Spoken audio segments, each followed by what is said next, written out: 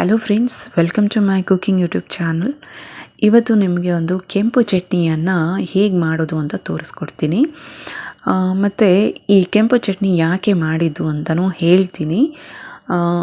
ಇವತ್ತು ಸ್ಪೆಷಲ್ ಬಂದುಬಿಟ್ಟು ಪಡ್ಡು ಮಾಡಿದ್ದೆ. ನೋಡಿ, ಪಡ್ಡು ಕ್ರಿಸ್ಪಿಯಾಗಿ ತುಂಬ ಚೆನ್ನಾಗಿ ಗರಿ ಗರಿಯಾಗಿ ಬಂದಿದೆ. ಆ್ಯಂಡ್ ಈ ಕೆಂಪು ಚಟ್ನಿ ಜೊತೆಗಂತೂ ಸೂಪರ್ಬಾದಂಥ ಟೇಸ್ಟನ್ನು ಕೊಟ್ಟಿದೆ. ಚಟ್ನಿ ಅಂತೂ ಒಂಚೂರು ಉಳಿಲಿಲ್ಲ. ಒಂದು ಬೌಲ್ ಫುಲ್ ಮಾಡಿದ್ದೆ, ಆದ್ರೂ ಉಳಿಲಿಲ್ಲ. ಎಲ್ಲರೂ ಚಟ್ನಿ ಹಾಕ್ಕೊಂಡು ತಿನ್ಕೊಂಬಿಟ್ರು. ಅದ್ರ ಜೊತೆಗೆ ನೋಡಿ, ಹಿಟ್ಟು ಫಸ್ಟೇ ರೆಡಿ ಇತ್ತು. ಅದಕ್ಕೆ ಪಡ್ಡು ಮಾಡೋದಕ್ಕೆ ಏನೆಲ್ಲ ಬೇಕು ಅದೆಲ್ಲ ನಿಮ್ಗೆ ಗೊತ್ತಿರುತ್ತೆ ಇವಾಗಲೇ. ಅದಕ್ಕೆ ಒಂದು ಈರುಳ್ಳಿ ಎಲ್ಲ ಹೆಚ್ಚಿ ಹಾಕಿಬಿಟ್ಟು ಫ್ರೈ ಮಾಡಿ ಹಾಕಿ ಆಮೇಲೆ ಮಾಡುವಂಥದ್ದು ನಿಮ್ಗೆ ಈಗಾಗಲೇ ಗೊತ್ತಿರುತ್ತೆ. ಆದರೆ ಈ ಕೆಂಪು ಚಟ್ನಿ ಬಂದುಬಿಟ್ಟು ಈ ಒಂದು ಪಡ್ಡಿಗೆ ತುಂಬ ಒಂದು ಟೇಸ್ಟಿಕರವಾಗಿ ಇರುತ್ತೆ. ಆ್ಯಂಡ್ ಈ ಚಳಿಗಂತೂ ಈ ಕೆಂಪು ಚಟ್ನಿ ಖಾರವಾಗಿ ತುಂಬ ಚೆನ್ನಾಗಿರುತ್ತೆ. ಚಳಿಗಾಲದಲ್ಲಿ ಸ್ವಲ್ಪ ಸ್ಪೈಸಿ ಫುಡ್ಡನ್ನು ತಗೊಳ್ಳೋದು ಒಳ್ಳೆಯದು. ಯಾಕೆಂತಂದರೆ ನಮಗೆ ಈ ಚಳಿಗಾಲದಲ್ಲಿ ಸಪ್ಪೆ ಇರೋ ಅಂಥ ಐಟಮ್ಸ್ ಏನಾದರೂ ನೀವು ತಗೊಳ್ತೀರಾ ಅಂದರೆ ತುಂಬ ಕಷ್ಟ ಆಗುತ್ತೆ. ಸ್ವಲ್ಪ ಖಾರವಾಗಿಯೇ ಇರೋದು ಒಳ್ಳೆಯದು. ಇಲ್ಲಿವಾಗ ನಾನು ತೊಗೊಳ್ತಾ ಇರೋದು ನೋಡಿ, ಬ್ಯಾಡಗೆ ಮೆಣಸಿನ್ಕಾಯನ್ನು ಚೆನ್ನಾಗಿ ನೆನೆಸ್ಬಿಟ್ಟು ಆಮೇಲೆ ಅದನ್ನು ತೆಗೆದಿರೋ ಅಂಥದ್ದು. ಮತ್ತು ತೆಂಗಿನಕಾಯಿ ಬೇಕಾಗಿರೋ ಅಷ್ಟು ಹಾಕ್ಕೊಂಡಿದ್ದೀನಿ ನಾನಿಲ್ಲಿ ಚಟ್ನಿ ಮಾಡೋದಕ್ಕೆ. ಮತ್ತು ಇಲ್ಲಿ ಒಂದು ಈರುಳ್ಳಿಯನ್ನು ತೊಗೊಂಡಿದ್ದೀನಿ ಮತ್ತು 3 ಬೆಳ್ಳುಳ್ಳಿಯನ್ನು ತೊಗೊಂಡಿದ್ದೀನಿ. ಸಿಪ್ಪೆ ಸುಲಿದಿರಬೇಕು. ಮತ್ತು ಅರ್ಧ ಕಟ್ಟು ಕೊತ್ತಂಬರಿ ಸೊಪ್ಪು ಮತ್ತು ಸ್ವಲ್ಪ ಹುಣಸೆಹಣ್ಣು ಮತ್ತು ಉಪ್ಪು ಬೇಕಾಗುತ್ತೆ ರುಚಿಗೆ ತಕ್ಕಷ್ಟು. ಮತ್ತು ಇಲ್ಲಿ ಉದ್ದಿನಬೇಳೆಯನ್ನು ತೊಗೊಂಡಿದ್ದೀನಿ.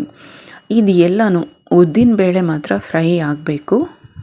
ಇವಾಗ ಒಂದು ಕಡಾಯಿ ಇಟ್ಬಿಟ್ಟು ಸ್ವಲ್ಪ ಎಣ್ಣೆಯನ್ನು ಹಾಕ್ಕೋತಾ ಇದ್ದೀನಿ. ಎಣ್ಣೆಯನ್ನು ಹಾಕ್ಕೊಂಡಾದಮೇಲೆ ಇದಕ್ಕೆ ಉದ್ದಿನಬೇಳೆಯನ್ನು ಹಾಕ್ಬಿಟ್ಟು ಸ್ವಲ್ಪ ರೋಸ್ಟ್ ಮಾಡೋಣ. ಉದ್ದಿನಬೇಳೆ ತುಂಬ ಕಪ್ಪಗಾಗೋ ತನಕ ಬಿಡಬೇಡಿ.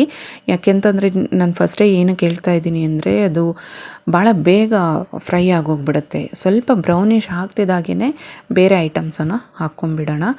ಇಲ್ಲ ಅಂತಂದರೆ ಅದು ತುಂಬ ಕರ್ರಗಾಗೋಯ್ತು ಉದ್ದಿನಬೇಳೆ ಅಂತಂದರೆ ಟೇಸ್ಟ್ ಎಲ್ಲ ಕಳ್ಕೊಂಬಿಡುತ್ತೆ. ಸ್ವಲ್ಪ ಬ್ರೌನಿಷ್ ಆಗಬೇಕು ಅಷ್ಟೇ, ಜಾಸ್ತಿ ಏನು ಫ್ರೈ ಮಾಡೋದು ಬೇಕಾಗಿಲ್ಲ.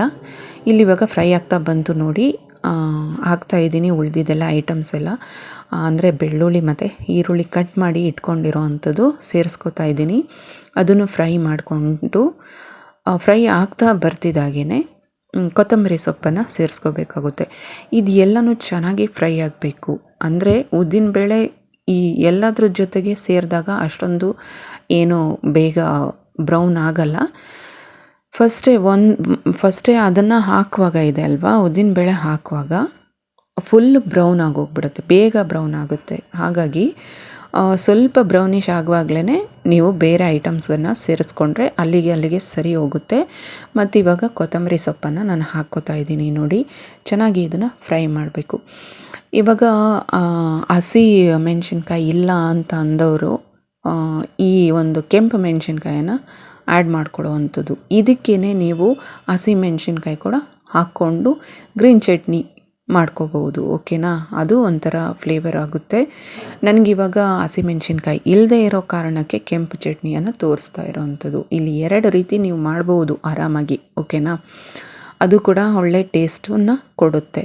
ಇವಾಗ ಇದು ಫ್ರೈ ಆಗ್ತಾ ಬರ್ತಿದ್ದಾಗೇ ಇಲ್ಲಿ ಮಿಕ್ಸಿ ಜಾರಿಗೆ ಹಾಕ್ಕೊಂಡು ಈಗಾಗಲೇ ರೆಡಿ ಇಟ್ಕೊಂಡಿದ್ವಲ್ಲ ಎಲ್ಲ ಸೇರಿಸ್ಕೊಂಡು ಮಿಕ್ಸಿ ಜಾರಿಗೆ ರುಬ್ಕೊಂಬಿಡೋಣ. ಹುಣಸೆಹಣ್ಣು ಹಾಕ್ಕೊಂಡು ಮತ್ತು ಉಪ್ಪನ್ನು ಸೇರಿಸ್ಕೊಂಡು ನೈಸಾಗಿ ರುಬ್ಕೋಬೇಕು. ಇದು ತರಿ ಇರಬಾರ್ದು. ಬೇರೆ ಚಟ್ನಿ ಎಲ್ಲ ಒಂದು ಸ್ವಲ್ಪ ತರಿ ಇದ್ರೂ ನಡೆಯುತ್ತೆ. ಇದು ಮಾತ್ರ ನುಣ್ಣಗೆ ರುಬ್ಕೋಬೇಕಾಗುತ್ತೆ. ಓಕೆನಾ? ಇವಾಗ ನೋಡಿ ಫ್ರೆಂಡ್ಸ್, ಇದು ರುಬ್ಬಿಟ್ಟು ರೆಡಿ ಆಯಿತು. ಎಷ್ಟು ಚೆನ್ನಾಗಿ ಬಂದಿದೆ. ಕಲರ್ ಅಂತೂ ಹಾಗೆ ಸೂಪರ್ಬಾಗಿ ಬಂದಿದೆ. ಆ್ಯಕ್ಚುಲಿ ಹಾಗೆ ನೋಡಿದ್ರೆ ಒಳ್ಳೆ ಸಾರಿಗೆ ಖಾರ ರುಬ್ಬಿರೋ ಥರ ಕಾಣಿಸ್ತಾ ಇದೆ. ಆದರೆ ಟೇಸ್ಟ್ ಮಾತ್ರ ಸೂಪರ್ಬಾಗಿ ಇತ್ತು. ನೀವು ಕೂಡ ಟ್ರೈ ಮಾಡಿ ಒಮ್ಮೆ, ಆಯಿತಾ? ಇಲ್ಲಿವಾಗ ಹಾಕ್ಕೊಂಡಿದ್ದಾಯಿತು. ಪಡ್ಡು ಮಾತ್ರ ಬಿಸಿಯಾಗಿಯೇ ಇದೆ. ಆ್ಯಕ್ಚುಲಿ ಅದನ್ನು ಸ್ವಲ್ಪ ಟೇಸ್ಟ್ ನೋಡೋಣ ಅಂತ ಪಡ್ಡು ಕಟ್ ಮಾಡಿ ನೋಡಿದ್ರೆ ಫುಲ್ಲು ಹಬೆ ಬರ್ತಾ ಇದೆ ನೋಡಿ. ಅಲ್ಲಿ ಕಾಣಿಸ್ತಾ ಇರ್ಬೋದು ನಿಮಗೆ. ಹಬೆ ಬರ್ತಾ ಇರೋ ಅಂಥದ್ದು. ಯಾಕಂತಂದರೆ ತುಂಬ ಆವಾಗಲೇ ಕಾವಲಿಯಿಂದ ತೆಗೆದಿರೋ ಅಂಥದ್ದು, ಹಾಗಾಗಿ ತುಂಬ ಬಿಸಿ ಇದೆ.